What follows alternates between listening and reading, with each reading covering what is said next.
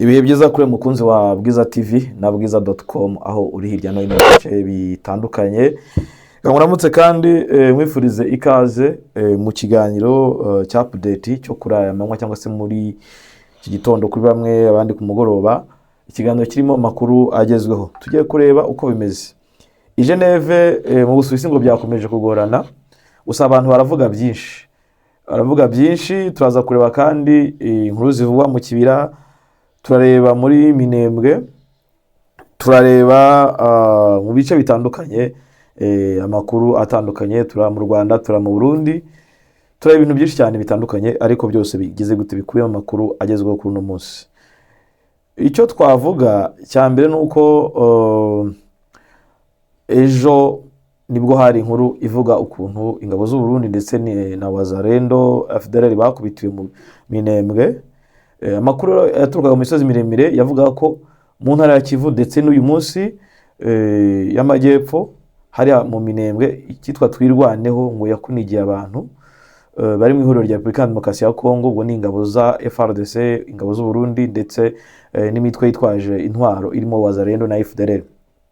Amakuru avuga ko ari no huriro ry'ingabo zirwanira ku ruhande rwa leta zakubiswe bitewe ubwoba nyuma yuko zagabye igitero mu bice bya Karingi ahagana ku isoko rizwi nko kuwa gatanu. Aha rero no mu gace ka Bidego hano rero bakaba barahuye n'ibibazo bikomeye cyane, bakaba batarorohewe no gutera ibitero bikaba bikomeje Minembwe, ibitero byo kuza kwirukana Twirwaneho mu bice irimo mu bice bitandukanye.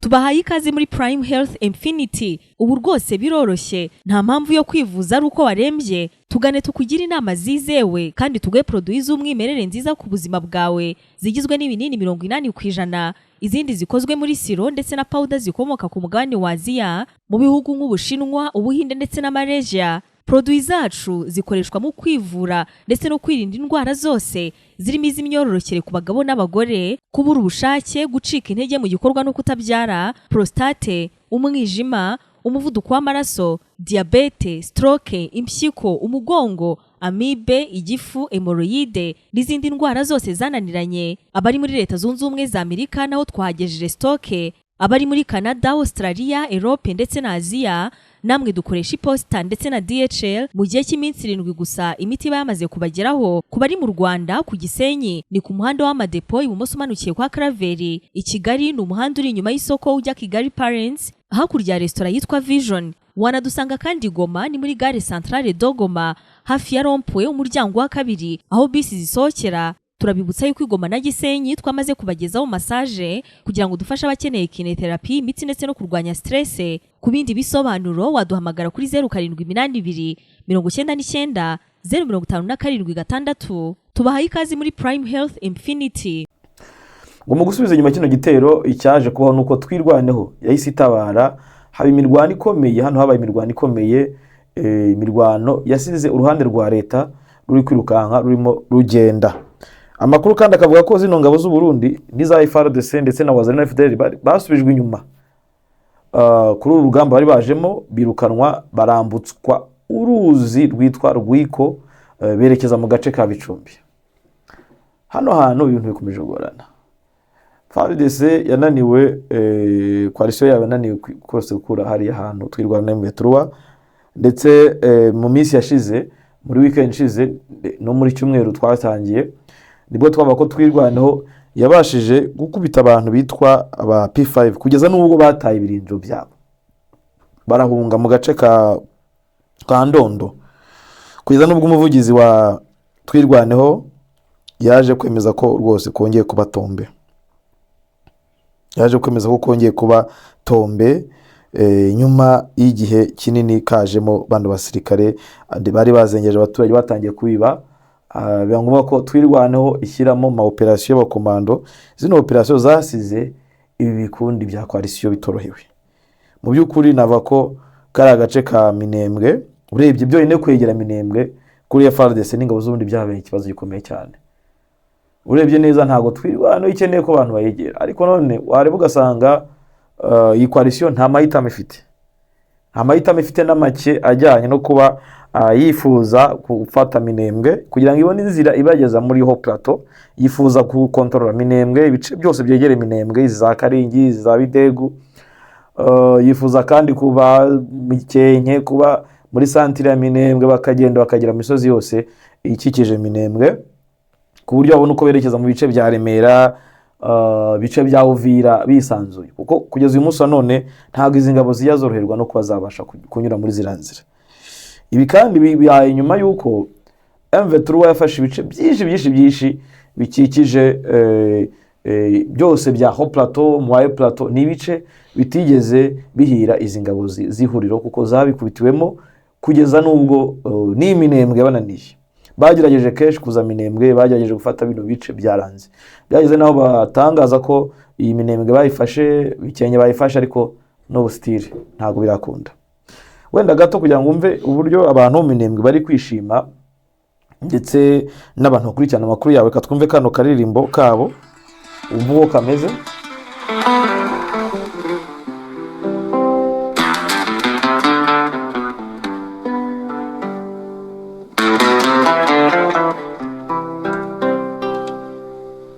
Kubita utamabari rapiga Simba bigini simba Bila huruma choma washa moto Amadubu nitare tukumura bagabo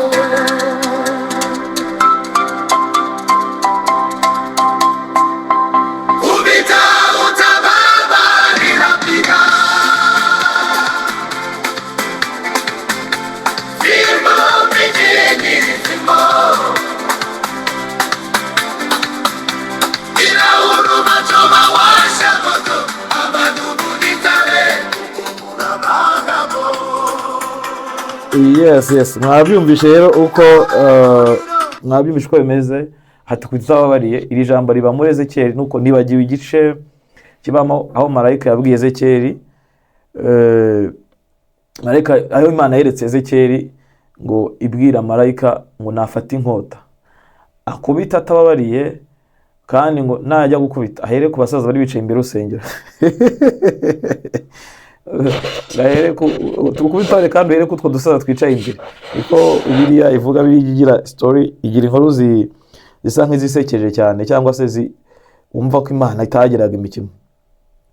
Imana yakubitaga nta mikino, ikubitira mu gafuka. Mu gihe umunsi noneho tureba tugasanga twirwaneho nayo 23 ndetse n'abakomando bayo bayobowe n'aba bajenerali barimo General Makenga ndetse na General Sematama.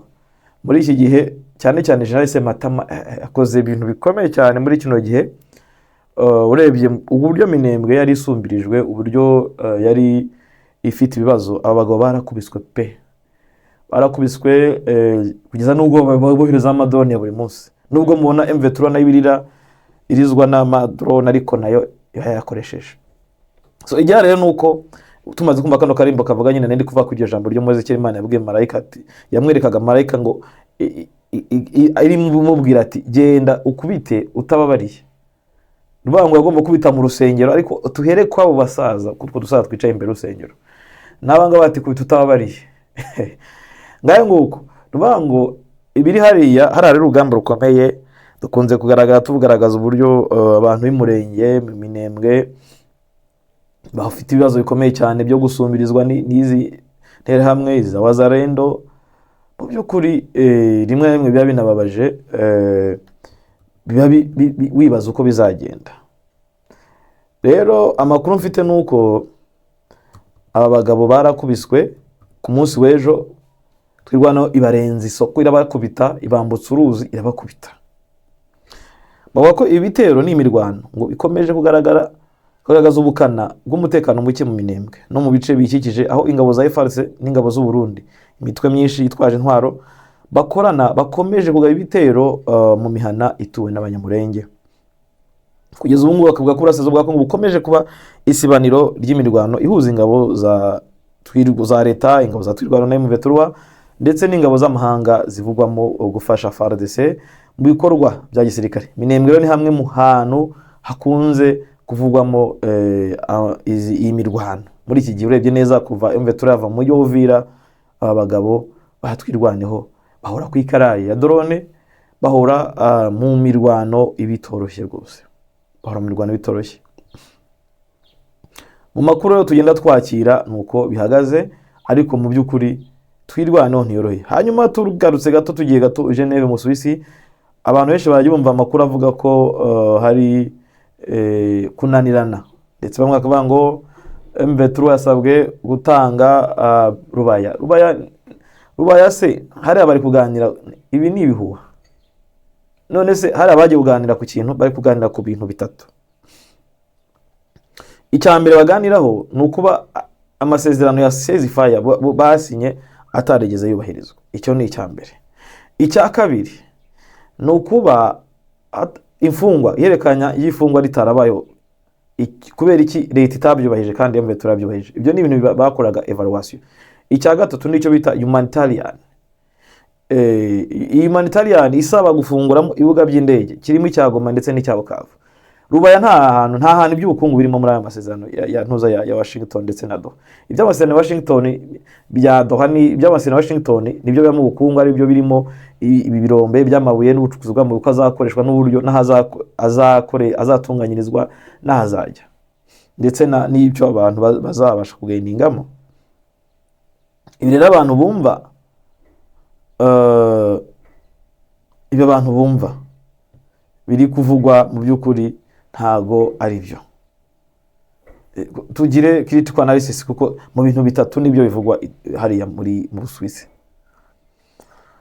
Ariko ibi byose impamvu abantu babizana bikwereka uburyo hariho conflict, hariho intambara zikaza hagati ya delegation AFC M23 na delegation ya Kinshasa, n'uburyo abahuza bagowe no kuba bagira gute babasha guhuza zino mpande zombi. Abantu benshi bakomeza kwibaza M23 bakomeje kwibaza M23 irabasha gufungura ikibuga cy'indege. Abantu ugahita bibaza ati M23 yamuka ifunga ikibuga cy'indege, yavuze ko leta iragarukamo hariya mu bibuga by'indege, uko M23 ntago ifitanye amasezerano n'aya masosiyasiyo areba ku by'indege ajyanye n'iby'indege. Ni ugomba kontrola ikibuga cy'indege, ni haraba leta. Yavuze ko leta igaruka mu mujyi wa Goma no mu mujyi wa Bukavu, irabibonye uburyo bwo gukora movement, sibyo? Ariko kibaza rero biragenda gute? Ntawe ubizi. Bigomba kuva mu biganiro by'imisitano byatangiye ku itariki 13, byatangiye kuwa mbere, umunsi turi kwa gatatu. Ruvuga ngo uyu munsi ni umunsi wa gatatu w'ibiganiro. Ibiganiro bigomba kurangira kuwa gatanu, nibwo bigomba kurangira. Umuntu rero akaba agomba gutegereza bigomba kuvamo, ariko mu by'ukuri ni ibintu ubona ko biza kuba biba ibindi. Nibikwereka uburyo ibiganiro birimo imbaraga. Ibiganiro AFC M23 yajyanye abantu batandukanye, barimo abahoze mu butegetsi bwa Kongo, abahoze mu butegetsi bwa Kisekedi, n'abahoze mu butegetsi bwa Kabila, ndetse baje no guteza umudugararo muri Kinshasa. Kinshasa yibaza uburyo abantu baje, kuko ntiyabashakaga, kuko wa mugani nabyumvishe ni abantu baje kwihindisha umushyitsi. Rero mu by'ukuri abagiye batubaza bimeze bite, ntago ibya Rubaya bizamo muri masezerano ya Geneve cyangwa ya Doha. Ibya Rubaya biza mu masezerano y'ubukungu, kandi nabyo M23 izasabwa gutanga inzira cyangwa se kugira gute igihe izaba yamaze kujya gute kumvikana leta, kuko M23 ntirabasha kumvikana leta. Nta kintu na kimwe barabasha kugeraho. Niba batabasha guhagarika intambara, ntibabashe guhanahana imfungo, bivuze ngo izindi step zindi se zirazamo gute? Iya humanitarian ndaba step ya gatatu bashobora kuza kwemererwaho, sibyo? Rero nuko ibintu bimeze, ibintu biracyari imberenge muri muhariye. Ari nawo mvuga ni ikintu cya mbere gihari abantu bashobora kwibazaho, nuvuga ngo M23 ishobora kuza gusenya ibi bya humanitarian ariko ikaba itazabyubahiriza, kuko harimo challenge izazana imitego myinshi. Barayisaba gufungura ibibuga by'indege, none se imfungwa yasabye yarazibonye? Barayisaba gufungura ibibuga by'indege, ceasefire drone ziraza buri munsi. M23 buri munsi iteza ubwege, iravuga ati twarashwe. Mu Minembwe nuko bimeze. Ibintu bigize gute? Bikomeje kuba ibindi. Ibintu bikomeje kuba magasa. Kuri iryo rero makuru mfite nayo ngayo. Noneho hano hari n'amakuru aba ko AFC M23 asinya amasezerano na CSR. Croix Rouge bazi amasezerano mu mpera z'icyumweru gishize.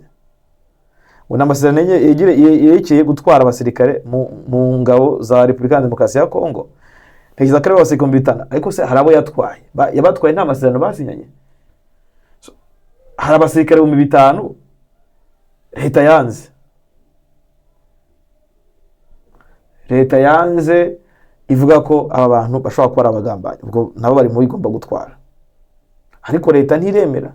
Mu gihe kandi mu mfungwa zagomba gufungura zigera kuri 700, CSR ivuga ko iyo ibyaya byubahirije maze gusura amagereza yamaje kujya ariko si ifite ubasha bwo gufungura. Leta nizafungura abantu yamara kubafungura, hanyuma CSR ikabona kujya gute kubatwara, kubageza mu miryango yabo no kubageza aho bagomba kugera. So mu byukuri haracyarimo ikintu kitarasobanuka. Ikindi bibaza, biragoye kwizera ko ibi by'amasezerano ibi bya Doha bizakunda, kubera ko Burundi bukomeje kuzana imbunda nyinshi cyane. Burundi bukomeje kuzana intwaro nyinshi cyane. Izi ntwaro nizo kurwana muri Kongo, izi ntwaro nizo kurasa u Rwanda. Iyi imigambi ifitwe na Kinshasa, ifitwe na ni mitwe y'abazareno na FDLR. Iruzi ibaza ukuntu gutera u Rwanda bakeneye nuko ukaba izaba iri free, nuko ikindi Goma izaba iri free. Bakeneye kugira ahantu bagomba gukoresha. Nka Goma barayikeneye ku buryo Goma ishobora kubabera ntuza bazariyeri mu gutera u Rwanda. Bagakenera Bukavu. Ibi bazabikora se batari kumwe na Kongo. Hanyuma bazabikora M23 yaragiye. Ibi ni ibintu byo kwibaza. Ni ibintu byo kwibaza. Imboni yanjye igiye yambwiye ko mu minsi yashize haje amakamyo ari muri 20 arimo ubwirinzi bw'ikirere, ibya bikoresho byari bivuye mu Rusiya. Aya makamyo yaje avuye Tanzania. Yambwiye ko bagiye kubibika mu Muyinga, ibindi babyerekeza barongera none bisubiza Tanzania. Bivuga ngo barabisha mu buryo bugize. Na Maya Defense System baze ngo niyo biganjemo cyane n'ibindi bikoresho byinshi byiza bigezweho. Ibi byose rero ibikoresho bigomba kujya gute, nta yindi ntuza ntihari. Ariko none bikanaba mu gihe aba bagabo bahuye n'iruva gusenya, ubwo twirwano yakubitaga izi P5 yabakuye ku ndondo, ibakwiza imishwaro. Ntibaza bizakunda bite. Ariko still nubwo byabananiye gutera u Rwanda cyangwa se kubasha gutsimbura AFC M23, akayihayo ko kujya guteza umutekano muke karari, kandi kano kayihayo intuza yabo igomba guhera muri Kongo. Sasa bikwereka ko uko yenda kose ikintu cyitwa amasezerano biragoye, kubera ko Ububirigi buracyashaka gusapotinga abarundi. Ububirigi buracyashaka gusapotinga FARDC. Uko Amerika ishaka gutanda amababa yigarurira umutungo wa Kongo binyuze mu masezerano, inako Ububirigi bukeneye kugomba kuganza amari. Ko Ububirigi bavuga ko economy y'Ububirigi yubakiye kubyo ikora muri Kongo, mu gihe Amerika nayo ishaka kujya gute, ishaka kuguma, ishaka kuba iya mbere. Ibyo kandi biravugwa tutavuze Ubushinwa ukeneye kugira influence muri akarere. Abashinwa ni benshi cyane, ugiye mu teritwari menshi, teritwari ya Fizi ukajya teritwari ya Uvira, ukajya teritwari ya Mwengo, ukajya mu Walungu, ukajya no muri Ituri. Aha hose bice byinshi birimo Abashinwa. Iyo bagize imari bazijyana umutungo ujya mu Bushinwa. Abashinwa bari mu bambe bafite ibikoresho by'ikoranabuhanga, bari gukora amatelefone, bari gukora mashini biki. Ibi byose bakura ese umutungo ni muri Kongo. Bakubwira ko amabuye akora indege n'amadrone ku isi banza turuka ahantu habiri Kongo irimo. Hari amabuye agezweho akora ibikoresho abantu batanaza. Abantu bavuga zahabu, bakavuga ntuza diama, ariko uyu munsi ntago ari ibyo amabuye agezweho. So rero Kongo still iracyafite ibibazo bikomeye, iracyafite ibibazo bikomeye byo kuba yagira gute yabasha kuba yaba stable. Bakabwira rero ko hariya amakuru aturuka mu biganiro hari avuga yuko M23 hano ndavuga mu Busuwisi, avuga yuko M23 igomba kuguma mu bice byayirimo,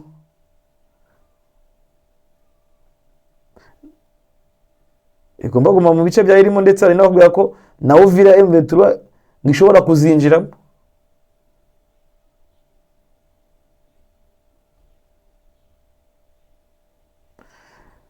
Bivuze rero ko mu by'ukuri jewe icyo mbona cya mbere mu maso yanjye, mu mboni zanjye, M23 ibyamasezerano ntabyo mbona ko bizagira icyo bitanga. Ubwo genda ndabona M23 igiye kuzasubira Uvira, ndabona M23 igiye kujya Karemi ikajya mu bice bya Kisangani. Ubundi iherezo ku amasezerano bazamvikana no kugeza Kisangani.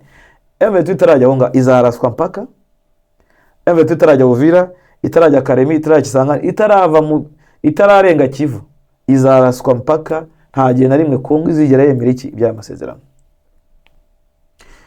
M23 ibyo yakora byose izaraswa, nta na rimwe izigera igira amahoro. Ubwo niguma kuguma muri Kivu, mu duce ifite muri Kivu twa Masisi na Walikale ndi ku nkengero zayo, natwe izatwamburwa biciye mu nzira za diplomasi cyangwa biciye ku mbunda. Kuko nk'ubu ngubu duce twinshi fata irabujijwe dufata kongera kayikuramo. Kubera iki? M23 ndabifata ariko nibasha gukora consolidation operation, ntibasha kujya imbere. Ishobora gufata Chambombo ariko nishaka kujya imbere ya Chambombo, baraza bayikure muri Chambombo ko ni benshi. Bisaba kugira ngo ijye kure, ikuri intambara muri ibi bice turimo iyijyane kure. Nitabasha kujya intambara kure ntabwo bizakunda. Arimo mubwanga amasezerano biragoye ko Kinshasa izayubahiriza.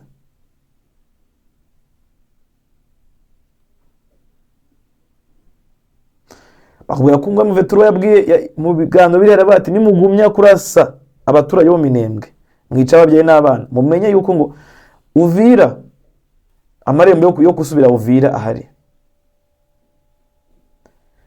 Mu bintu bya mbere nabyo bazanamo bati ibintu byo kugumya kurasa, mwanze gukoresha ntuza, mwanze kugira ceasefire, mwanze kuyubahiriza, turajya gukiza abaturage, turajya gukiza abaturage. Ubwo rero mu by'ukuri biri mu bintu tuzabona. Abo bagabo bashobora kuzava, n'ababyeyi bari hariya bashobora kuzava Geneve tubona haba impinduka nyinshi. Kinshasa yemera kuganira cyangwa se M23 ijya imbere. Ndetse urebye neza iyi tour ya ino shuro shobora kubigeze deja no mu 10 ndakeka bajya mu biganiro. Iyi shuro bagiyemo urebye ni nkanuza ya nyuma, ni step ya nyuma bagiyemo ishobora kuzaza itanga impinduka. Kinshasa izemera kuyoboka ibyo yiyemeje mu biganiro, cyangwa se M23 izagira gute, izakomeza inzira yayo yo kujya gukiza abaturage no kujya kubabohora. Niko ibintu bimeze. Bitabaye ibyo abaturage bazagumya kuraswa. Ariko nanone simbona abaturage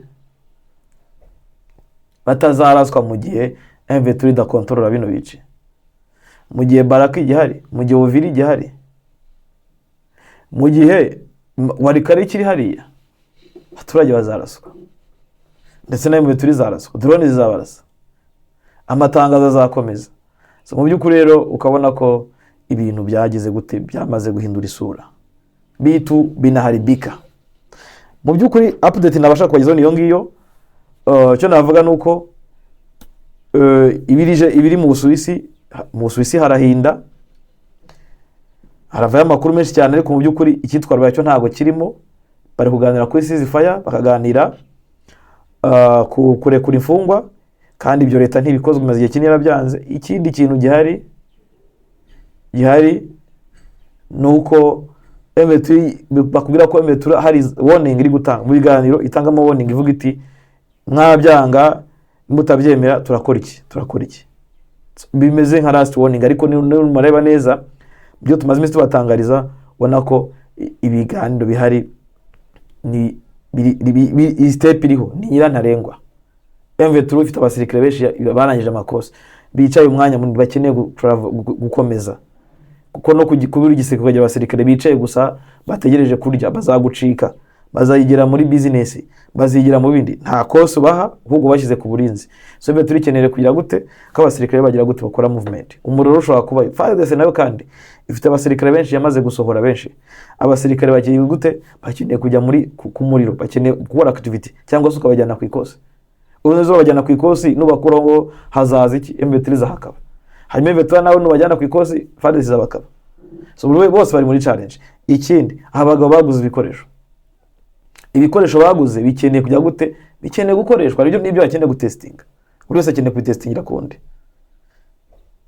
Wenda mu kiganiro kindi tuzaza kugigaruka ko M23 yaguze amadrone, yaguze drone zirenze za Kinshasa. Ngo M23 muri gifite ibikoresho byagora ko Kinshasa yabigura ku munsi kubera amadeni ifite. Amadeni yagiye igira mu nganda zikora ibikoresho cyangwa se mu bihugu. Nuvuga ngo biragoye ko yabasha kwigondera ibyo bikoresho. M23 yaguze. Ikindi bavuga ko M23 ifite ama defense system ngo atafitwe n'abantu bose muri Afrika. Bavuga ko ari nkayo muri za Ukraine. None bikeneye iki? Yabizanye kugira ngo bibe gute? Birinde ingabo zazo zizajya muri za operation. M23 yazanye ama kompra ari ku rwego hejuru. Urebye neza mu rugamba ruri imbere ruzaza, ntago Kinshasa izabasha, igihe Kinshasa izameze gutya ntago izabasha guhagurutsa Sukhoi nkuko ibikora, ntago izabasha guhagurutsa drone nkuko ibikora. So wenda abantu bazagenda babwiye, murabizi ko bwiza akenshi tugenda tubaha amakuru mbere, imbabwiye muzabibona byinshi. Kabila agiye kwigarukira, Kabila agiye kwimanukira. Ibimenyetso by'uko Kabila agiye kuza muri no ntambara, agiye gufatanya na AFC M23 birahari. Ejo bundi nabuze abantu banyandikira bambaza ngo Bisimwe yavuze ko AFC M23 izavaho ikintu cyitwa AFC ikaba ikindi kintu. None se ko kizahinduka? Abantu bahise batekereza nuko hari indi step bagiye kugeraho. Ndetse akaba ko na M23 hari ibintu bimwe bizahinduka. Kubera iki bigiye guhinduka? Hagiye kuzamo elema zindi. Hazazamo elema zindi. Izi elema zizazana amaraso mashya. Zino elema zizazana filozofi nshya. So rero Kabila ntago azazaje gukora nkuko M23 ikora. Ntago azazaje kureba ngo arakora ngo afate Kivu yigumira aho ngaho ngo yumve ko ari ibyo cyangwa amatangazo ahora asohorwa ngo twarashwe twahize gute. Hagiye kuzaza ibiri muri action. Buriya ubutegetsi n'ubu buzasigaye bubasaba imbabazi. Uyu munsi wa none urebye neza AFC M23 niyo igira gute, niyo isa imbabazi, twarashwe twakubiswe mutubabarire murebe umuhuza community international murebe, niyo ibivuga. Ariko step igiye kugerwaho, hazagerwaho step Kinshasa ari bwa izajye hori isa imbabazi ati mutubabarire tujye mu biganiro. Icya mbere cyo umuhuza mu biganiro yabashe kugira ama communique menshi, havuga amabaruwa menshi mu gikara yarayabonye. Cyo ni kimwe. Ikindi Kinshasa ntibishaka kubahiriza ibyo yasinye. Uburundi buri gura ibikoresho byo kugira ngo bikore. Icyo ni kimwe. Hanyuma urebye neza ubona ko ikizaza nkuko nagiye mbivuga, urugamba rugiye gusobanukirwa he Kisangane. Kisangane nibwo abantu bagiye kumenya ngo ibintu iyi step igiye kuba gutya. Hagiye kubaho wenda itazigenga, hagiye kuzabaho sudanization. Byose birashoboka. So rero urebye neza uyu mukino ugeze ahantu urimo amacenga menshi abantu batumva, harimo abantu bibaza ati M23 izahinduka gute, AFC M23 izavaho haza ikindi kintu ni igiki. Abantu bibaze Kabila sazaza iri muri AFC kuri we yari ikintu gitoya. Abatubona ba Claude Iblanc bagiye mu ntwa za M23, aba bose ni abantu bazaza banini. Sibyo, hari abandi tuzabona bazaza cyangwa banaje. Intambara ubwayo ibikoresho bihari bizaba birenze urwego rwa M23. Bavuga ko ifite ibikoresho biruta iby'ibihugu byinshi. Inyeshyamba zigira ibifaru birenze n'ibifaru, zigira ama defense system. inyeshyamba zigira drone, izi zinafite Sukhoi, hano barayifashe mu mujyi wa Goma. Ibi rero ni ibintu abantu bakwiye kuba bareba. Urugamba rugiye guhindura isura, intambara igiye guhindura isura, kandi ibyo abantu bibwira si byo bigiye kugaragara. Abibwira ko M23 ishobora kuguma muri Kivu, ishobora kuzasigarana Kivu cyangwa se ikagira indi task yindigira. Izagira indi task yindigira. Kinshasa nayo mu gihe iri kurwana urugamba rutayoroheye. Sibyo. Rero abakurikira Bwiza TV nababwira ko ibintu bigiye guhinduka. Ibintu bigiye guhindura isura, tujya tubona ibintu burimo na rimwe hari ibyo tubura uko tubabwira kubera impamvu nyinshi cyane. Hari ibyo ubura no kusobanura, hari amakuru ugira, ariko mu by'ukuri urebye neza ufashe amacenga ari muri no mukino, ukareba ibyo Kinshasa yikora, ukareba ibyo M23 yikora, yigira umwana muto imbere ya Kinshasa, ariko mu by'ukuri si umwana mutoya. Ibintu byose biba biri mu bwenge n'umukino. Ukareba icyo abahuza bakora, bigira nkaho batareba umubabaro w'abakongomani bari mu burasirazuba bwa Kongo baraswa n'amadrone. None ikindi ejo nahoze mbona report ya Human Rights Watch. Ino report ya Human Rights Watch igira gute? Ishinja FARDC ubwicanyi. Nuvuga ngo ibyo bashinjaga M23 uyu munsi hano bigushinjwa FARDC muri Uvira, muri Kivu y'Amajyepfo. Nuvuga ngo inkuru zose tuvuga, narebe sanga hano report ya Human Rights Watch, za nkuru zose tuvuga bya 4,000 twavugaga muri no report ivuga ko byajemo byizi nyeshyamba zaje hariya zaba FDL n'iki muri Fizi babivugamo kwica abantu. Ibyo tuvuga ngo report dukora zose, nabonye ahantu dushobora gukora inkuru ugasanga none turahuza neza 100% na Human Rights Watch. Abantu kwaga tubivuga bakavuga ngo turabeshya, ariko ntekereza ko ino miryango iyo ibashije kubivuga gukora zino report abantu bashaka kubyumva. Abantu bashaka kubyumva bakemera no bakumva ko abantu baze gushaka ino report bayisome ya Human Rights Watch. Igihe yarantangaje kuba neza report, same report. Inkuru dukora ni report bakoze igaragaza uburyo situation ihagaze, none iri mu kuri ubwabyo kugaragaza ko FARDC ishyigikira ubwicanyi ndetse nica. Ubwabyo byamaze biragaragara ko noneho FARDC na leta ko bugeze kwikaraye. Ndumva rero wenda ibindi twaza kuba tubirebaho, ariko mu by'ukuri intambara igeze ahantu abantu bamwe batayumva, abantu bamwe barwara imitima, abandi bakareka kubireba kubera ko kutabyumva. Abandi bakavuga ati turapfuye, embe turi kudutererana. Natwe abanyamakuru tuvuga ko embe turiterana abaturage cyangwa se tunabivuga cyangwa tukavuga ibindi. Nuvuga ngo intambara igeze ahantu bisaba ko abantu bagomba gufungura amaso bakareba ibiri inyuma, ariko ibiri inyuma birahinda, ni ibintu bizaba ari ibindi. Reka mbashimire, njyewe ndi Meki Kayiranga, iyi ni Bwiza TV, twongere mu kindi kiganiro.